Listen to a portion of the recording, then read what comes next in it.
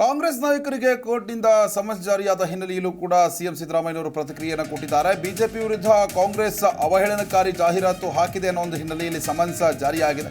ಆದರೆ ಪ್ರತಿಭಟನೆ ಜಾಹೀರಾತು ಮಾನನಷ್ಟ ಮೊಕದ್ದಮೆ ಆಗಲ್ಲ ಅಂತ ಅರಸೀಕೆರೆಯ ಬಾಣಾವರದಲ್ಲಿ ಸಿಎಂ ಸಿದ್ದರಾಮಯ್ಯನವರು ಹೇಳಿಕೆಯನ್ನು ಕೊಟ್ಟಿದ್ದಾರೆ. ಕೋರ್ಟ್ನಲ್ಲಿ ಲಾಯರ್ಗಳು ಸರಿಯಾಗಿ ಉತ್ತರ ಕೊಡ್ತಾರೆ ಅಂತ ತಿರುಗೇಟನ್ನು ಕೊಟ್ಟಿರುವಂಥದ್ದು. ಇನ್ನು ಬಿಜೆಪಿ ವಿರುದ್ಧವಾಗಿ ಕಾಂಗ್ರೆಸ್ ಅವಹೇಳನಕಾರಿ ಜಾಹೀರಾತನ್ನು ಕೊಡ್ತಾ ಇದೆ ಅಂತ ಚರ್ಚೆ ಆಗಿತ್ತು. ಈ ಹಿನ್ನೆಲೆಯಲ್ಲಿ ಕಾಂಗ್ರೆಸ್ ನಾಯಕರಿಗೆ ಕೋರ್ಟ್ನಿಂದ ಸಮನ್ಸ್ ಕೂಡ ಜಾರಿಯಾಗಿದೆ. ಆದರೆ ಪ್ರತಿಭಟನೆ ಜಾಹೀರಾತು ಮಾನನಷ್ಟ ಮೊಕದ್ದಮೆ ಆಗಲ್ಲ ಅಂತ ಬಾಣಾವರದಲ್ಲಿ ಸಿಎಂ ಸಿದ್ದರಾಮಯ್ಯ ಹೇಳಿಕೆಯನ್ನು ಕೊಟ್ಟಿದ್ದಾರೆ. ಈಗ ನಾವು ಅದಕ್ಕೆ ನಮ್ಮ ಲಾಯರ್ಗಳು ಎಂಗೇಜ್ ಮಾಡ್ತೀವಿ. ಅವ್ರು ಲಾಯರ್ಗಳು ಸರಿಯಾದ ಉತ್ತರ ಕೊಡ್ತಾರೆ. ಪ್ರಜಾಪ್ರಭುತ್ವದಲ್ಲಿ ಪ್ರತಿಭಟನೆ ಮಾಡಿದ್ರೆ, ಪ್ರತಿಭಟನಾ ಜಾಹೀರಾತುಗಳು ಕೊಟ್ಟರೆ ಅದು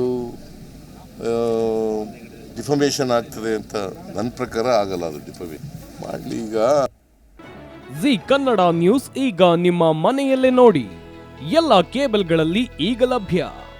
ಸನ್ Direct 292, Jio TV 1334, U Digital 162, City Cable 51, GTPL 17, Abhishek Cables 821, Rock Line Telecommunication 51, Shri Basaveshwara number 60, Vinayaka Digital number 53, In Digital number 896ರಲ್ಲಿ.